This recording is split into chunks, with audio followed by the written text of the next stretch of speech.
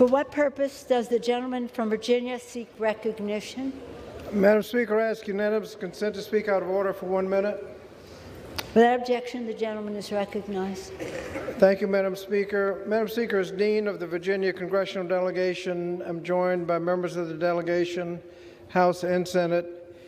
It is with heavy heart that I announce to the House the passing of our colleague, Congressman A. McEachin. Throughout his life of public service, Donald was a relentless champion for all Virginians, serving in the House of Delegates, the Senate of Virginia, and then here in the House of Representatives. He was the son of an Army veteran and a public school teacher. Donald graduated from American University, earned his law degree from the University of Virginia, and received his Master of Divinity from Virginia Union University. As many in this chamber know, Donald was a thoughtful and principled legislator, respected by members on both sides of the aisle. He is also a trailblazing figure in Virginian politics, the first African-American nominee of a major party for Attorney General, and only the third African-American elected to Congress from the Commonwealth of Virginia. Donald was resolute in pushing Virginia to lead the way in climate policy.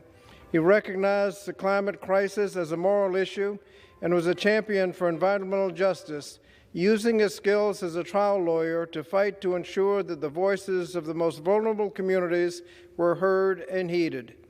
May we all seek to honor Donald's life and legacy by working to build a future in which everyone has access to clean air, water, and soil. Madam Speaker, this body has lost one of its most dedicated public servants and fiercest advocates for justice and equality, and he will be deeply missed. I want to offer my deepest condolences to his wife, Colette, their 3 children, his beloved grandchildren, his friends, his staff, countless individuals positively impacted by his life of service. I now yield to my colleague from Virginia, Mr. Whitman. I'd like to thank my colleague, Mr. Scott, and join him in our condolences in the passing of Donald McEachin. And I'd like to thank our colleagues today for joining us in this remembrance.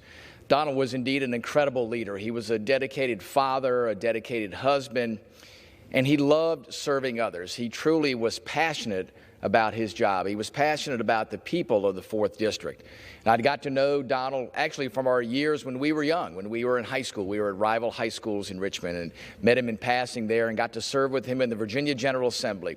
What an individual, a person of integrity, a person of passion, dedicated to the people that he served. He loved being a legislator. He loved solving problems for people. He loved interacting with people.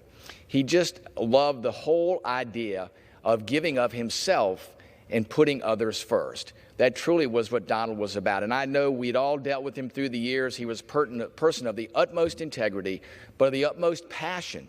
He really wanted to get things done. And while there were political differences among the different members of our Virginia delegation, for Donald, it was always about getting things done. And you could always depend that Donald would be very thoughtful and forthright with you.